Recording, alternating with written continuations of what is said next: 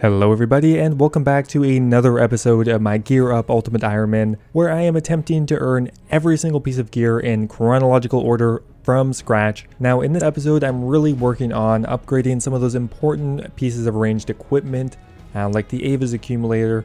We may even go for a Snakeskin Armor, stuff like that, and of course some of the more important weapons and ammunition, because we're getting to a point where some of the quests are kind of getting challenging for myself. Doing it in extremely budget, terrible gear like this Snakeskin Armor isn't really cutting it for me anymore. So I'm going to work on upgrading that, as well as finishing a few key pieces of equipment like the graceful set. Anyway guys, thanks for sticking around to episode number 5. I hope you're enjoying the series. If you are, I would really appreciate it if you left the video a like, and let's get started. And now for the thrilling conclusion of last week's cliffhanger. Yes, that was a rendering error. I don't know what happened. For some reason, the last 2 minutes of my video got cut off, and I didn't realize because I'm lazy. I don't know. Anyway, we're going to go ahead and pick up right where we left off. So what we're doing here is actually a new construction method that I don't know if it's meta or not, but I'm going to try it out. Now, what I'm going to be doing is creating games necklaces. We're going to go for 3 at a time, as they are pretty quick to make and have 8 charges each. From here, we're going to teleport to Barbarian Assault. And on the ground, there's actually a spawn for 4 different planks, which is very convenient as the Untitled method only has a spawn of 2 planks. From here, we're going to go ahead and pick them up until we have a full inventory. And the beauty here is I now have law runes that I can teleport right back to my house, which really should drastically increase the experience rates. Previously, I think I was getting like 7 or 8k an hour, so it was pitiful at best, and now I'm predicting at least 20, maybe 30k an hour. The one major drawback is I actually do have to manually create the game's necklaces every 24 runs, but my main goal right now is just to get to level 40, which really shouldn't take too long. And I am pretty much done as predicted, around 20,000 construction experience an hour. Experience rates could be higher if your micro is better than mine. Now with this last larder, that will be level 40 construction, which is a pretty big deal, as I can finally build the magic wardrobe and I can finally store my graceful set. Finally, we're going to have a lot more inventory spaces, and now all we need to do is create the construction tee and get the materials, and we will be done with this kind of short grind. Well, as predicted, there is level 60 agility. However, we don't have enough marks of grace yet to actually get the full graceful set. We still need another 19, my math is terrible, my god.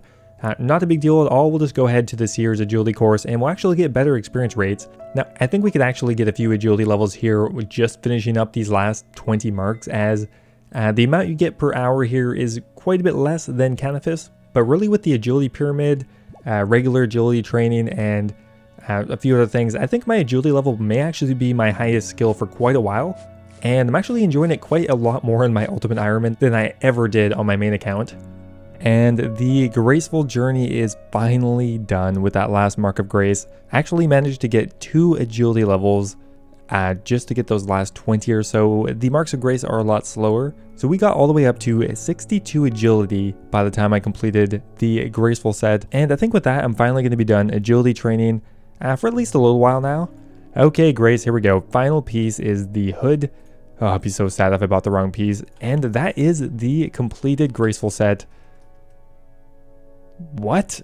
Oh, sorry. Where are my eyes? I guess you don't really get to see with the graceful hood on, but whatever, I'm sure we'll be fine. Alright, so now that we have the graceful set, finally, it can be stored in our house. And we did just get 40 construction. Now the last piece of this puzzle is to get 50,000 coins, or maybe closer to 60,000. And we'll use that to build the costume room as well as the wardrobe. So I managed to obtain all of the money that I need. Around 65k will be fine. However, I actually need around 16 steel bars to actually do this, as I need the POHT to boost my construction level. Honestly, at this rate, it would have been probably quicker just to get the construction level. But anyway, we're doing it this way, which will take a bit longer, but we'll go ahead and collect all 16 of them, and then we'll go ahead and create our wardrobe at long last. Oh good lord, I think I have everything I need finally for this cup of tea. We're gonna make the steel range. I think that should be enough. And from here, we're just gonna pour a cup of tea. Perfect. Now first up here, we need to build the actual room, which is the costume room, which actually is required to have 42 construction. So we'll drink it quickly first. Then we'll quickly build the door hotspot. Perfect. Build it. There we go. Now we have access to the costume room, and hopefully we can go ahead and build the wardrobe space quickly here before it disappears. And there we go, guys. We can finally store our graceful set, which is going to be a huge inventory save. And we can finally actually... And with that, guys, we are pretty much risk-free. We have our graceful outfit now stored, which means we can do a few different things I've been wanting to get accomplished. And the thing I really want to work on next is prayer. A lot of the best prayer methods for UIMs is in the wilderness. And we have two options here. We can either kill lava dragons, or we can run Big Bones to the Chaos Altar. And I want to get to 43 prayer because that is extremely important and vital for the progression of this account. Now there's one method I want to try first that is a bit more risky, and if I die doing it, I'll probably move on to the safer method. Now what I want to try is killing lava dragons. Yes, it is a very common PKing spot. My combat level is still pretty low. The benefit to lava dragons is you can bury the lava dragon bones there, and you get a pretty good multiplier on the bones themselves. And I'll be getting some magic experience, which I really want to get so I can get 55 magic. Now we can actually get a magic upgrade now, which is to the Staff of Fire, as we finally did get the Skull Scepter in the last episode. That is going to be extremely important. Another thing worth noting here is I actually have quite a few runes already, which I'll need to essentially use or drop, so I might as well just risk using them. So I'm going to go ahead and get set up for lava dragons, and let's see how this goes. Just realized something right now, that I don't have a anti-fire shield. Can these one-shot me? I think they might be able to one-shot me with a 50. Ooh, God. Well, anyway, I think we're in the safe spot. So let's go ahead and kill a few lava dragons. We're really hoping for some alcohols, as, well, we are pretty low on cash. Otherwise, we're spending our runes, which is great. And we're going to get some prayer experience as well. Okay, very first lava dragon kill coming in. Come on, Visage. Okay, well, not a very useful drop, unfortunately, but 340 prayer experience per bone buried, which is really why we're here.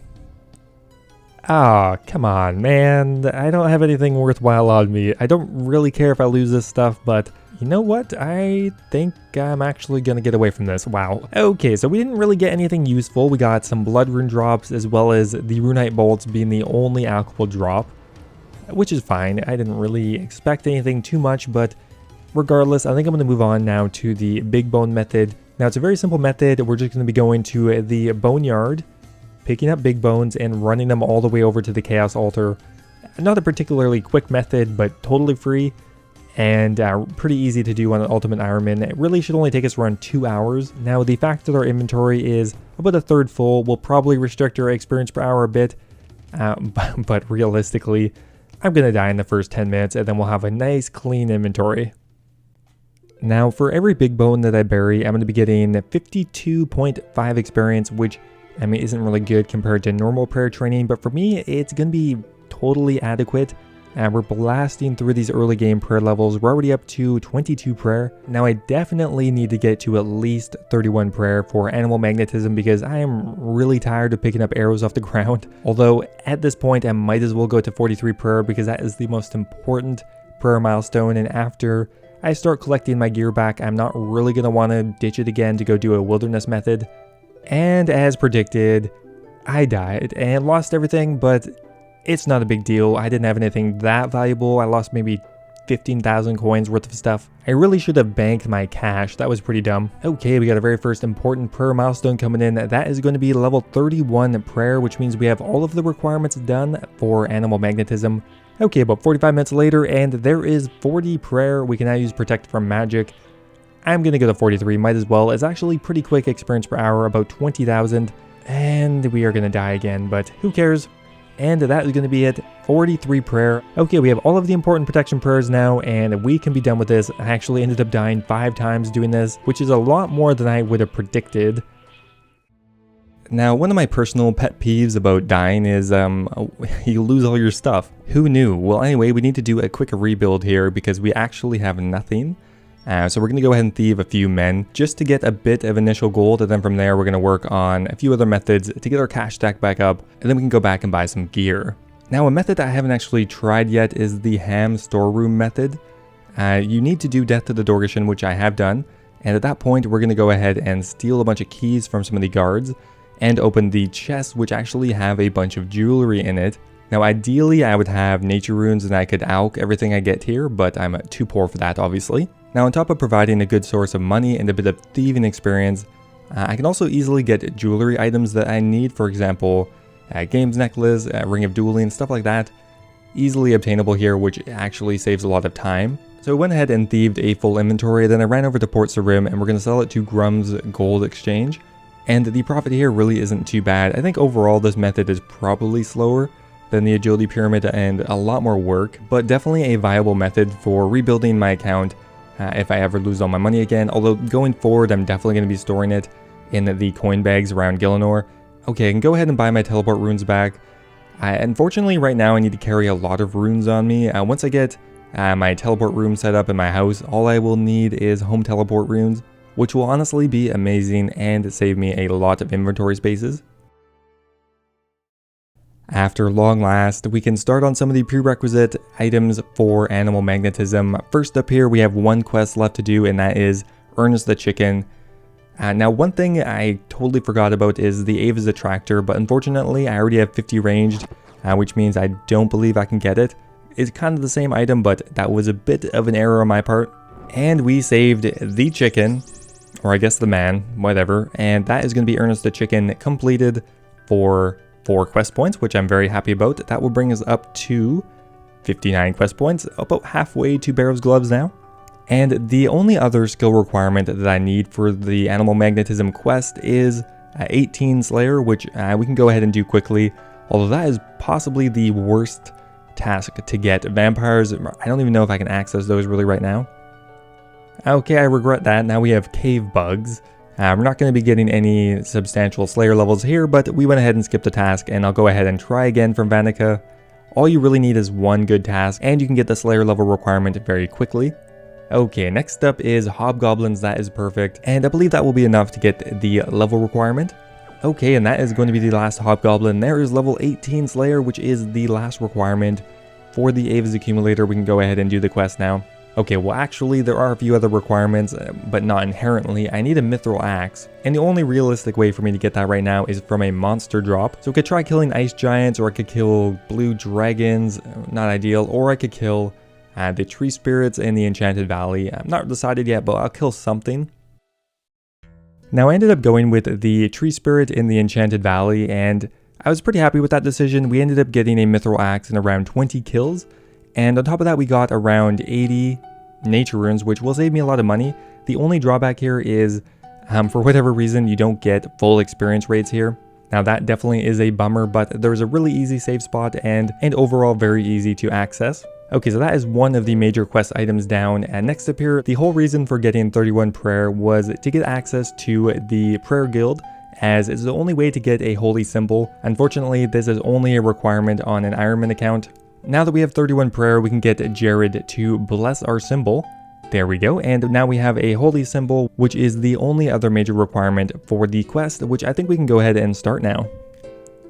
Okay, now this quest is a bit inventory restrictive, so we had to do it in 2 parts. First up here, I'm getting the Ecto tokens, which I'll need around 35 of. After that, I'll need to go back and get the different dyes, which I might need, but I really don't have the inventory spaces to hold all of them. What does this guy have equipped? He has a Durox axe, a rune plate body, rune plate skirt, rune boots, and some weird cape. I don't know what it is.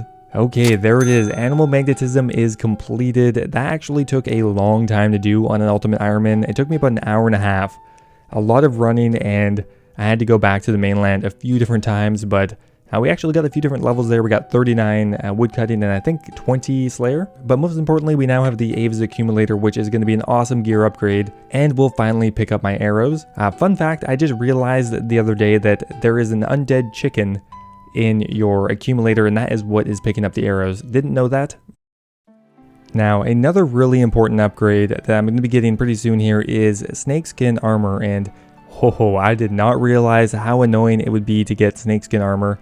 For one, I need to get a higher crafting level. We'll need to get about 53 crafting to make all of it. I think minus the Snakeskin Shield, which I'm not going to get right away. But man, getting Snakeskin is weird. Like, there's not an actual good way to do it on a low-level account. I have to do Thai Boy Wannai Trio Minigame, which I'm really excited for. But first up here, we're going to get some easy crafting levels by doing Elemental Workshop 1 and 2.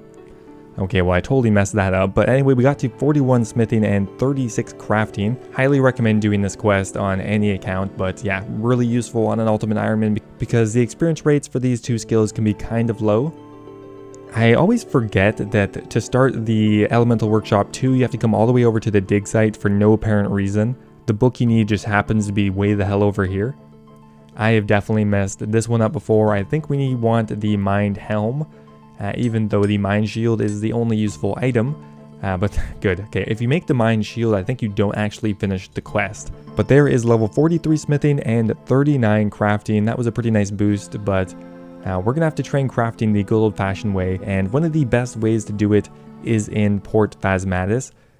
Now with those bonus crafting levels, I can now actually get a gear upgrade, and that is the coif. Finally can actually make that. That is a gear upgrade to the helmet slot, and now we can go get the snakeskin bandana next. Well, once we have the crafting level for that anyway. Looking pretty cool. Okay, I swear this is going to be the last quest for quite a while. We're doing the Ghost Ahoy quest, as unlocking Port Phasmatis is very important for crafting. I just want to highlight getting some of these prerequisite items takes quite a while. Okay, now with all of that done, we finally got all the prerequisite items. We can now start the Ghost Ahoy quest. Now the ectofile is one of the main rewards, and that could actually be handy as it's pretty close to a fairy ring. It is pretty nice having protection prayers. This lobster has no chance now.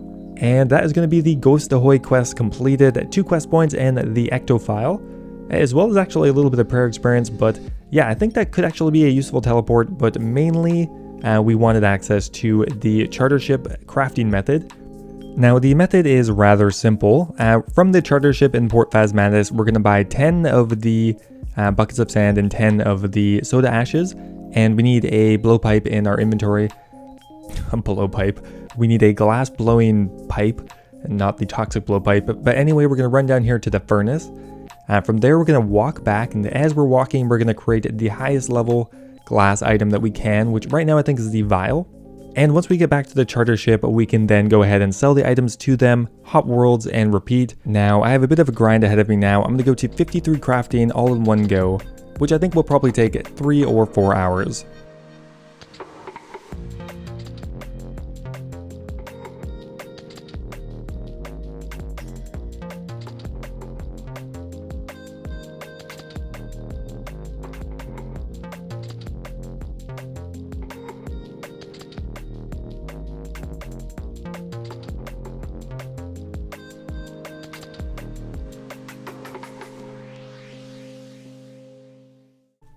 And there we go, there's level 53 crafting, a really good milestone. We can now make the snakeskin body, which means we can make all of the snakeskin armor minus the shield, which I'm very excited about. And honestly, just having a higher crafting level overall is just going to be so useful. Like in just a few levels, we can make green dragon hide, we can make the ring of wealth if we wanted to. And eventually I'm going to need higher crafting levels for stuff like a glory maybe, or even a amulet of fury at a certain point.